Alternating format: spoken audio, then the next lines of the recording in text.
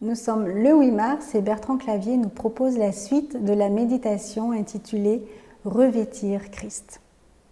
Ainsi donc, vous qui êtes choisis par Dieu, saints et bien-aimés, revêtez-vous d'une tendresse magnanime, de bonté, d'humilité, de douceur, de patience. Mais par-dessus tout, revêtez-vous de l'amour, qui est le lien parfait. Colossiens 3, versets 12 et 14.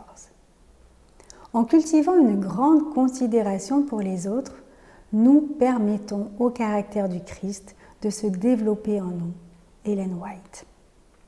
Mais qu'est-ce que revêtir le Christ, sinon par la grâce, l'assimiler, sinon s'adapter à cette activité qui est la sienne? C'était une citation de Paul Claudel. Ce vêtement ne change pas tous les jours. Il n'y a rien de ponctuel, mais une durée qui implique une persévérance, une volonté. On est entré dans ce vêtement pour y demeurer. Il devient plus qu'un vêtement, il devient peau, os, muscle et sang de celui qui est entré dans la dynamique de la transformation. Ce vêtement n'est pas une protection ni un camouflage. Sa fonction ne s'attache pas à l'apparence pour ce qu'elle est, mais révèle ce qui se passe en profondeur à l'intérieur de celui qui est vêtu. Ce qui s'est passé est en relation avec le Dieu vivant. Celui qui entre dans cette relation ne reste pas indifférent.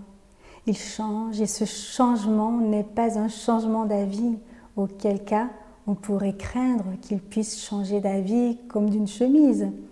C'est un changement de vie, comme un accomplissement.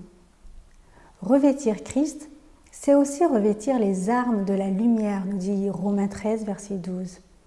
Toutes les armes de Dieu, d'Éphésiens 6, verset 11, l'homme nouveau, chapitre 4, verset 24, revêtu par la vie, 2 Corinthiens 5, verset 4. Comme une résurrection, le Fils prodigue se lève pour aller vers son Père, accueilli par ces mots « Apportez vite la plus belle robe et revêtez-le », nous dit Luc 15, verset 22.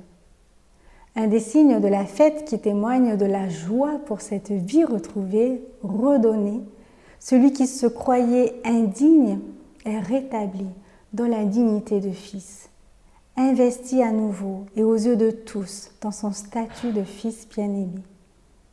Comme il entre, en duo, dans la belle robe, il entre à nouveau, il entre nouveau dans la plénitude de sa vie par la grâce du Père. La robe de fête est un des événements symbolisant l'accueil inconditionnel et débordant de générosité de son Père. Pas question de se vêtir soi-même. Dans l'humilité du retour, le Fils perdu se laisse faire. Refuser de se laisser vêtir, c'est refuser le salut. Revêtir Christ par la foi.